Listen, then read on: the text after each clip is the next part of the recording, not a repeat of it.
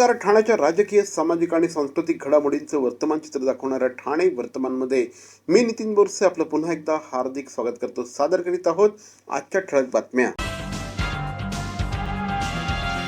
धर्मवीर श्री आनंद दिघे प्रतिष्ठानच्या वतीने कोपरी येथे आयोजित चैत्र नवरात्र उत्सवाची सांगता रामनवमी नंतरच्या देवीच्या भव्य मिरवणुकीने करण्यात आली.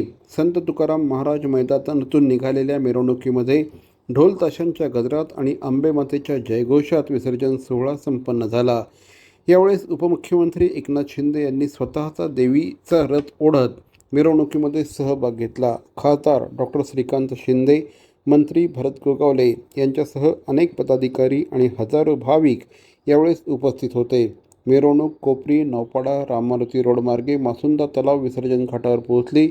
विधिवत आरती आणि पूजा करून देवीचं विसर्जन करण्यात आलं.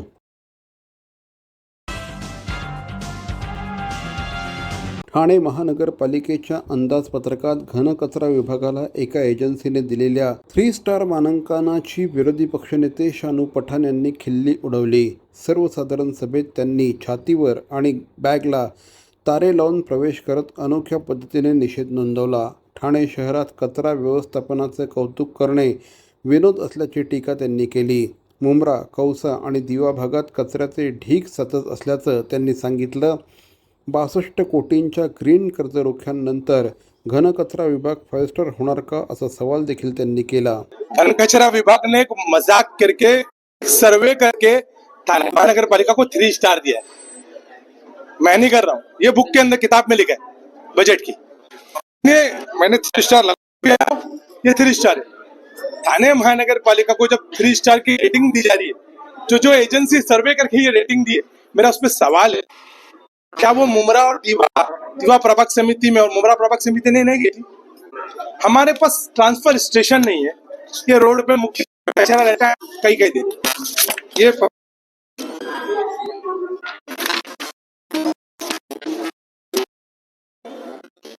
आज की लाइफ जियोटेक के फोटो भी है मेरे पास।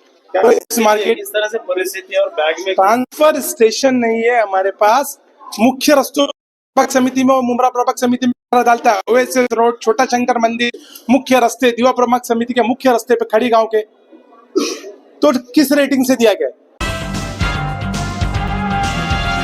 पेट्रोल डिझेलच्या तुटवड्याच्या अफवांच्या पार्श्वभूमीवर ठाणे जिल्हाधिकाऱ्यांनी जिल्ह्यात बाटली, कॅन किंवा इतर भांड्यांमध्ये पेट्रोल डिझेल विक्रीवर बंदी घातली आहे. आता पेट्रोल पंपावरून इंधन केवळ वाहनांच्या टाकीतच दिलं जाणार आहे. आदेशाचं उल्लंघन केल्यास कायदेशीर कारवाई करण्यात येणार आहे. सर्व पंपांवर CCTV सुरू ठेवणं आणि विक्री नोंदणी ठेवणं बंधनकारक करण्यात आलं आहे. तराई भागातील जुन्या इमारती धोकादायक घोषित करून रहिवाशांना घर रिकामं करण्यास भाग पाडण्याचा प्रयत्न होत असल्याची तक्रार रहिवाशांनी आमदार श्री संजय केळकर यांच्याकडे केली. अधिकाऱ्यांच्या संगनमताने हा प्रकार होत असल्याचा आरोप करण्यात आला. यावर आमदार श्री केळकर यांनी अधिकाऱ्यांना रहिवाशांवर दबाव टाकू नये, योग्य करार झाल्याशिवाय घरं रिकामी करण्यास भाग पाडू नये अशा सूचना दिल्या. तसंच शाळांकडून जादा शुल्क वसुली, रेंटल घरांची समस्या आणि कर वसुलीतील सपत्न भाव यावर देखील त्यांनी प्रशासनाला सुनावलं. ज्या जुन्या इमारती आहेत त्या ठिकाणी पण फसवणुकीचे प्रकार आहेत. काही बिल्डर या संज्ञेखाली लोक शिरलेली आहेत आणि तिथले रहिवासी वगैरे गरीब आहेत, त्यांना दमदाट्या करून त्यांना घरं खाली करायला लावतात. त्या ठिकाणी बिल्डिंग महापालिकेच्या काही अधिकाऱ्यांना हाताशी धरून त्या ठिकाणी ती धोकादायक दाखवायची, ती पाडून टाकायची आणि रहिवाशांनी यांच्या दरवाजामध्ये चक्रा मारत बसायच्या. तर तशा प्रकारचं चरईमध्ये, आता चरई हा ठाण्यातला फार जुना भाग आहे, तिथे जुन्या इमारती आहेत आणि त्या ठिकाणचे लोक आले होते, तर त्यांचाही प्रश्न जो आहे तो आता मार्गी लागलेला आहे. मी ताबडतोब महापालिकेच्या अधिकाऱ्यांना सांगितलं की खबरदार, तुम्ही चुकीच्या पद्धतीने तुम्हाला कोणी सांगत असेल तर ते करता कामा नये आणि रहिवाशीचा हक्क अबाधित राहायला पाहिजे आणि योग्य पद्धतीने त्यांचं आणि विकासकाचं ॲग्रीमेंट झालं पाहिजे. त्याच्या आधीच त्यांना हुसकावून लावून त्या ठिकाणी कोणी दादागिरी करता कामा. मंडळी, या होत्या आजच्या ठळक बातम्या. आजचा एपिसोड आपल्याला कसा वाटला आम्हाला जरूर कळवा. आमचा पत्ता आहे Dadoji Konde stadium, shop number 16, Khatan road, Thane पश्चिम. दूरध्वनी क्रमांक 9820939420. तर मग पुन्हा भेटू उद्या याच वेळी याच ठिकाणी ठाणे वर्तमानमध्ये. तोपर्यंत धन्यवाद. जय हिंद, जय महाराष्ट्र. भवानी ज्वेलर्स ठाणे, पारंपरिक आणि आधुनिक दागिन्यांचा अप्रतिम संगम. प्रत्येक स्त्रीची पहिली पसंती भवानी ज्वेलर्स ठाणे. नक्की भेट द्या. CP Goenka International School, nurturing talent at young age for scholastics, sports and performing arts in global perspective. Proud to have world toppers and country toppers in 10th standard Cambridge examinations. Ranked the best emerging school by the Times of India for personality over percentage. CP Goenka is the intelligent choice. Rajasthan दिवस के उपलक्ष्य पर राजस्थान महोत्सव सोमवार दिनांक 30 मार्च 2026 शाम 5 बजे से रात 10 बजे तक. आयोजक राजस्थान विकास मंच, महाराष्ट्र राज्य. कार्यक्रम स्थल वेदांत मैदान, खुला रंगमंच, वर्तनगर प्रभाग समिति के सामने, ठाणे पश्चिम. मुख्य आकर्षण मुख्य लोक गायक राजस्थान के प्रसिद्ध स्वर लहटी Shri Laharudas Mewar and party. Rajasthani film अभिनेत्री एवं सुप्रसिद्ध लोक गायिका नृत्यांगना ट्विंकल वैष्णव. राजस्थानी फिल्म अभिनेत्री एवं सुप्रसिद्ध नृत्यांगना सोनल रायका.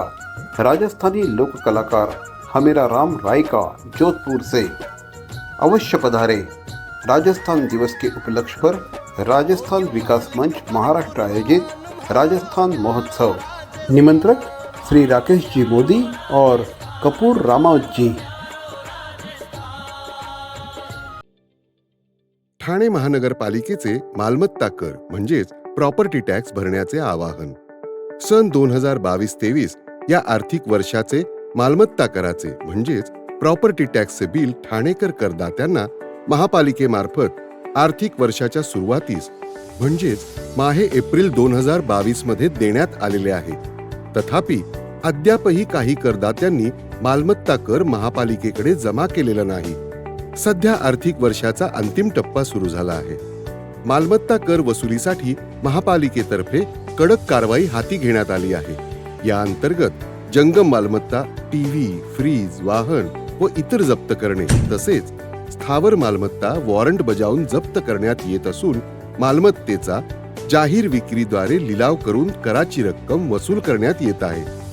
मालमत्तेस पाणी पुरवठा करण्यात येणारे नळ संयोजन खंडित करण्यात येत आहेत. त्याचप्रमाणे थकीत मालमत्ता करावर 2% व्याज आकारले जात असल्याने भरावयाची रक्कम वाढत आहे.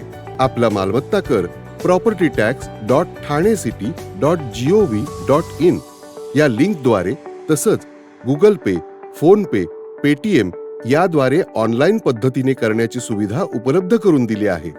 शनिवार, रविवार व सार्वजनिक सुट्टीच्या दिवशी नागरिकांना मालमत्ता कर भरणे सोयीचे व्हावे याकरता महापालिकेचे मालमत्ता कर संलग्न कार्यालय या दिवशी कार्यान्वित ठेवण्यात आलेले आहे. तरी मालमत्ता कर वसुलीची अप्रिय कारवाई टाळण्याच्या दृष्टिकोनातून मालमत्ता कर भरून महापालिकेस सहकार्य करावे. धन्यवाद.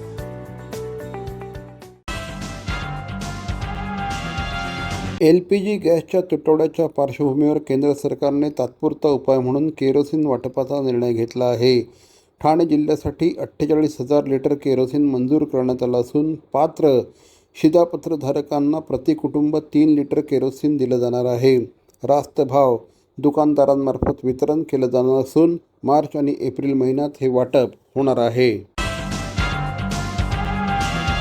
मुंबई ठाणे उपनगरीय रेल्वेतील गर्दी लक्षात घेऊन सर्व लोकल गाड्या 15 डब्यांच्या कराव्यात, स्वयंचलित दरवाजे बसवावेत आणि स्थानकांवरील गर्दी नियंत्रणासाठी स्वतंत्र नियंत्रण कक्ष स्थापन करावा अशी मागणी खासदार नरेश म्हस्के यांनी रेल्वे मंत्र्यांकडे केली आहे. रेल्वे सल्लागार समितीच्या बैठकीत त्यांनी प्रवाशांच्या सुरक्षेचा मुद्दा देखील उपस्थित केला. गेल्या काही वर्षांमध्ये मोठ्या प्रमाणामध्ये गर्दी वाढलेली आहे. मात्र अद्यापही या गर्दीला पुरेशा उपलब्ध गाड्या नसल्याने 15 डब्यांच्या गाड्या कराव्यात, त्याचप्रमाणे स्वयंचलित दरवाजे बसवावेत अशा सूचना खासदार नरेश म्हस्के यांनी केल्या आहेत. भव्य प्रतिष्ठानच्या वतीने आयोजित चैत्र नवरात्रोत्सवाचा विसर्जन सोहळा अतिशय उत्साहात संपन्न झाला. 9 दिवस चाललेल्या उत्सवात धार्मिक आणि सामाजिक कार्यक्रमांचं आयोजन करण्यात आलं. शेवटच्या दिवशी देवीची पूजा आणि आरती करून ढोल ताशांच्या गजरात मिरवणूक काढून विसर्जन करण्यात आलं. महिला, युवक आणि नागरिकांनी यात मोठ्या संख्येने सहभाग घेतला. उत्सव शिस्तबद्ध आणि भक्तिमय वातावरणात पार पडल्याने भाविकांनी समाधान व्यक्त केलं. श्री सचिन भोसले यांच्या पुढाकाराने या संपूर्ण उत्सवाचं आयोजन करण्यात आलं होतं. या उत्सवाच्या कालावधीमध्ये अनेक मान्यवरांनी देवीच्या दर्शनार्थ या ठिकाणी येऊन देवीचं दर्शन घेतलं. त्याचप्रमाणे विविध प्रकारचे धार्मिक आणि सांस्कृतिक उपक्रम देखील या ठिकाणी राबवण्यात आले. तर मंडळी, या होत्या आजच्या ठळक बातम्या. आजचा एपिसोड आपल्याला कसा वाटला आम्हाला जरूर कळवा. आमचा पत्ता आहे Dadoji Konde stadium, shop number 16, Khatan road, Thane पश्चिम. दूरध्वनी क्रमांक 9820939420. तर मग पुन्हा भेटू उद्या याच वेळी याच ठिकाणी ठाणे वर्तमानमध्ये. तोपर्यंत धन्यवाद. जय हिंद, जय महाराष्ट्र.